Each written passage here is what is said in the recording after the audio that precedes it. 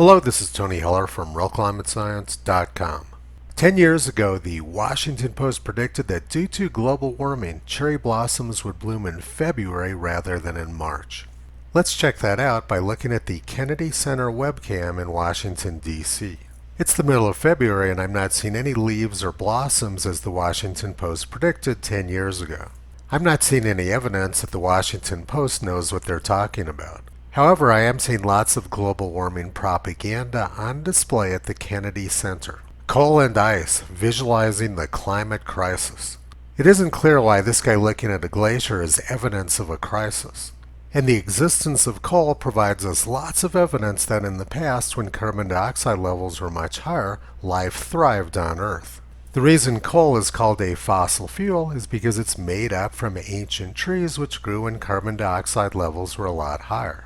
After a century of unprecedented man-made global warming, the world is 0.1 degrees Celsius above the 1979 to 2000 average today.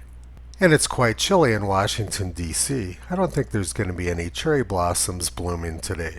Speaking of 10 years ago, in the year 2007, NASA predicted the Arctic would be ice-free by the year 2012. And the senior scientist at the National Snow and Ice Data Center said, "The Arctic is screaming." That may well be true because it's screaming cold in Alaska right now. 50 years ago, the Washington Post and NASA predicted a new ice age in as little as 50 or 60 years, which would be now.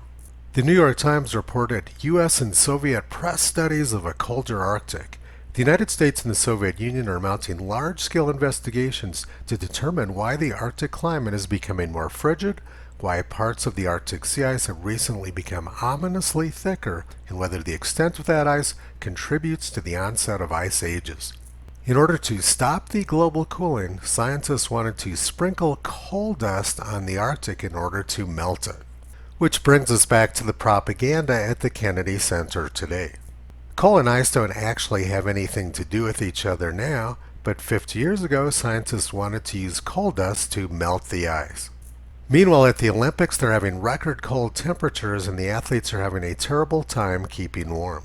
The Olympics are being held at a place which normally receives little or no snow during the winter.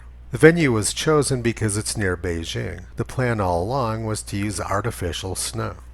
But the press is ignoring the record cold and blaming the lack of snow on global warming. Meanwhile, in Japan, it's also very cold, and some parts of the country are having record snow. 今日未明にはこの冬最大の1メートル96センチの積雪を観測しました。久しぶりやな。久しぶり。去年の方が日中気温が上がって雪解けが早かった。今年は雪解けが遅い。Record cold and record snow in Asia, but the press isn't interested. They have an agenda to push. The fake news business is not doing very well these days. Facebook lost almost $250 billion in one day last week, and Twitter's lost almost half of their value over the past 6 months. Toto thinks the public is getting pretty tired of non-stop lies from the press, government, and social media. You can visit Toto, Kyrie, and Caesar on the web at RealClimateScience.com.